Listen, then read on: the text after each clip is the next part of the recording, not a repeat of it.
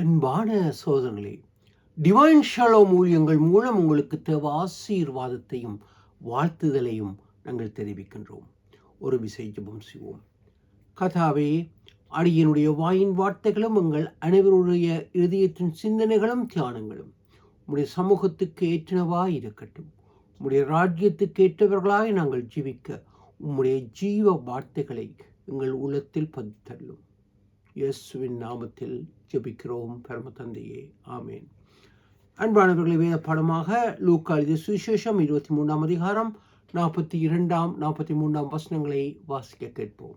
இயேசுவை நோக்கி, ஆண்டவரே, நீர் உம்முடைய ராஜ்யத்தில் வரும் போது அடியேனை நினைத்தருளும் என்றான்.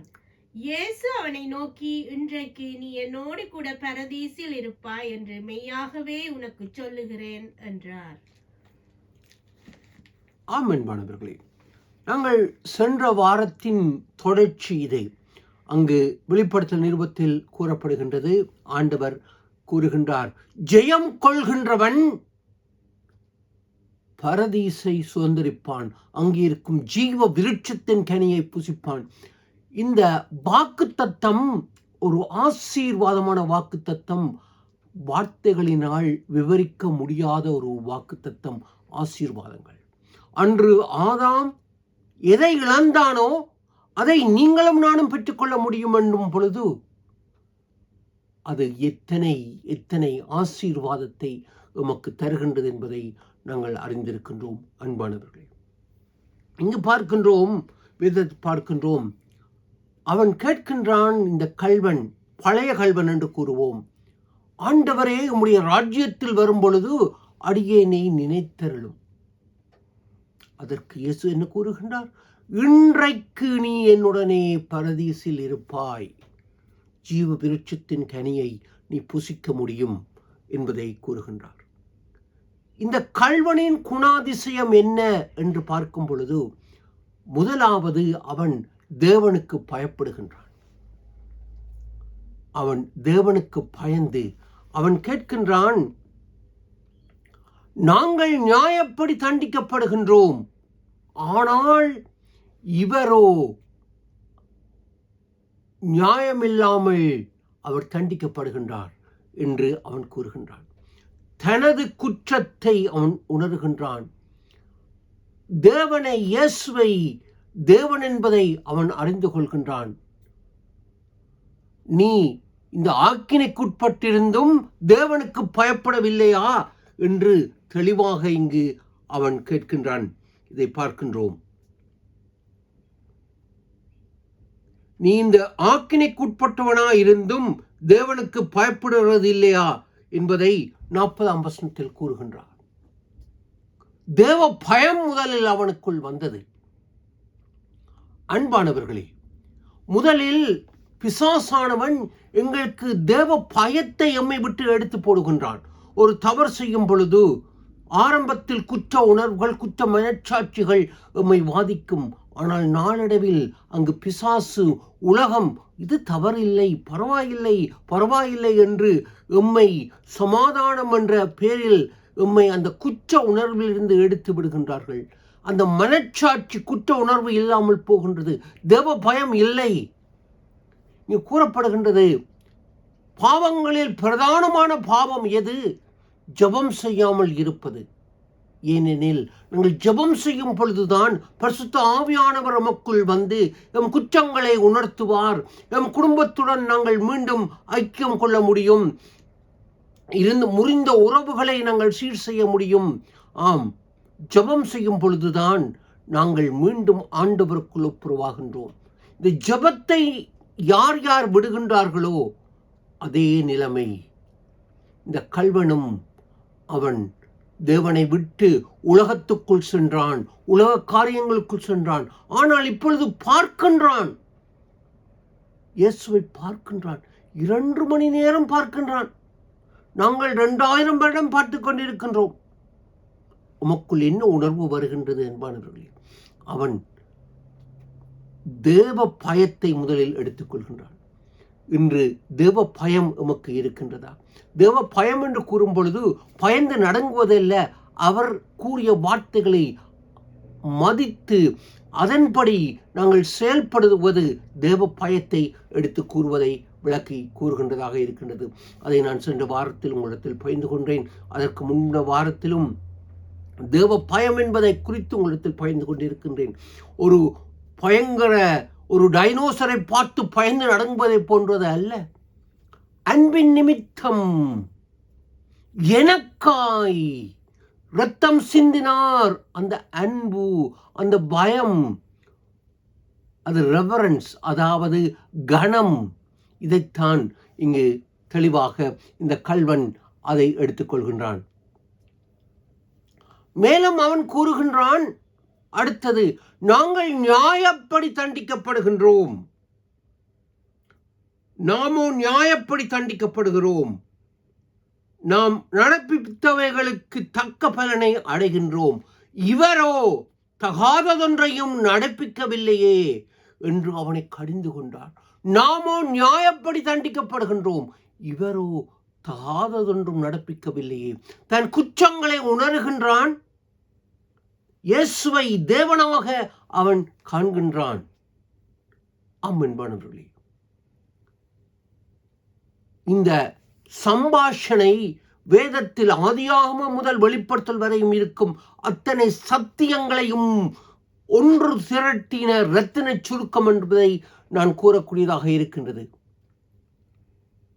நாம் நியாயப்படி தண்டிக்கப்படுகின்றோம். இன்று எம்மில் அநேகர் நான் நீதிமான், நான் நீதிமான் என்று எம்மை பறைசாற்றிக் கொண்டிருக்கின்றோம். அன்பானவர்களே, அங்கு நீதிமொழிகள் 28ஆம் அதிகாரம் 13ஆம் 14ஆம் வசனத்தில் கூறப்படுகின்றது, தன் பாவங்களை மறைக்கிறவன் வாழ்வடைய மாட்டான், அவைகளை அறிக்கை செய்து விட்டு விடுகின்றவனோ இரக்கம் பெறுவான்.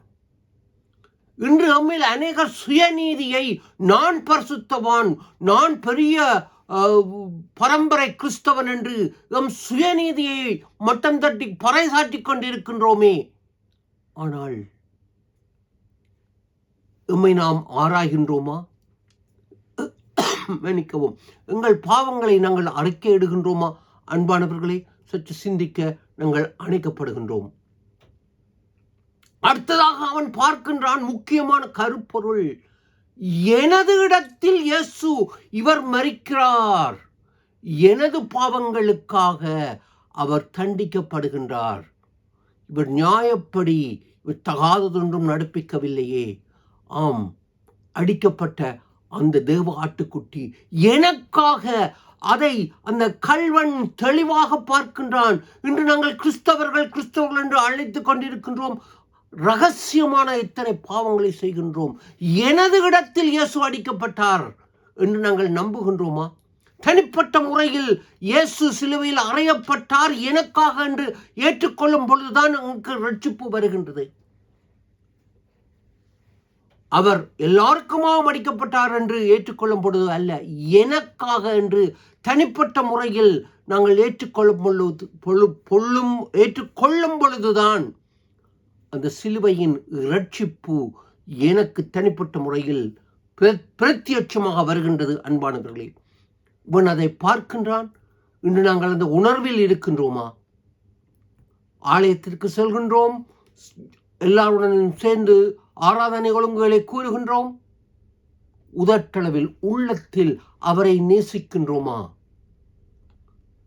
தமிழில் கூறும் செம்மலர் நொந்தாள் சேரவொட்டாள் அம்மரம் பாதம் களி. அதாவது அவர் பாதம் முழுவதும் இரத்தம். எனக்காக இந்த செம்மலம் உடைய பாதம், மலர் போன்ற பாதங்கள் இரத்தமாக இருக்கின்றது. எனக்காக அவர் அடிக்கப்பட்டு அவர் இரத்தம் சிந்தி இருக்கின்றார். அந்த உணர்வு இன்று எமக்குள் இருக்கின்றதா? என் அன்பு சகோதரர்களே, மமதையில் நான் பரம்பரை கிறிஸ்தவன் என்று சொல்லிக் கொண்டு இருப்பதில் அர்த்தமில்லை. எம் குற்றங்களை உணர்ந்து அறிக்கையிட்டு அவைகளை விட்டுவிட நாங்கள் அழைக்கப்படுகின்றோம். அன்பானவர்களே,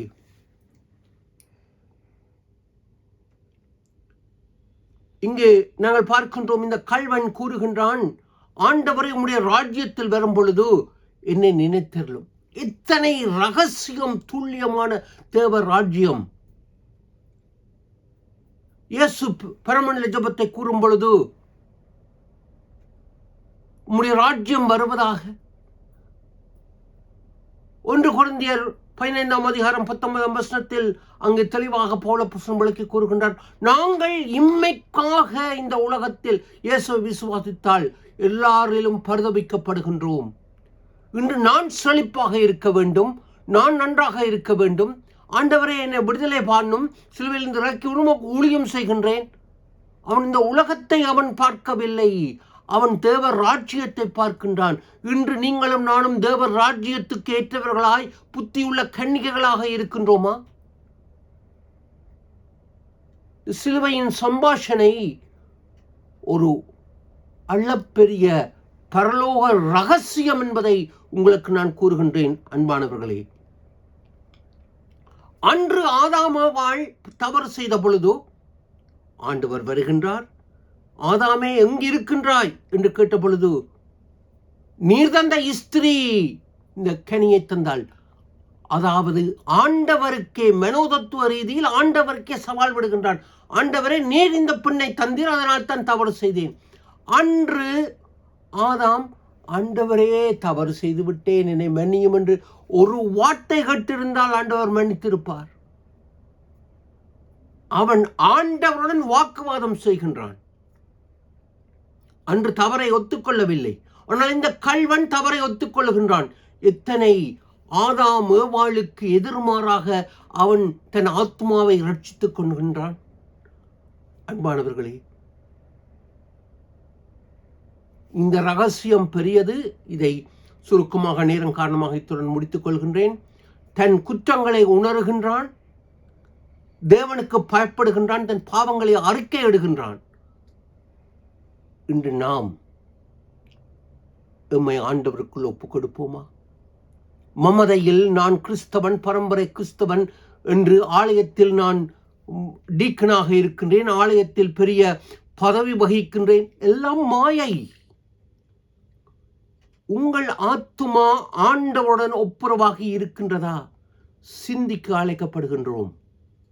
இந்த கள்வன் தனிப்பட்ட முறையில் சிலுவையின் ஆசீர்வாதத்தை பெற்றுக் கொண்டதைப் போல, சிலுவையின் இயேசு சிந்திய இரத்தம் எனக்காக என்று நாங்கள் ஏற்றுக்கொள்ளும் பொழுது இந்த ஆசீர்வாதம் உங்களுக்கு உரியதாக இருக்கும்.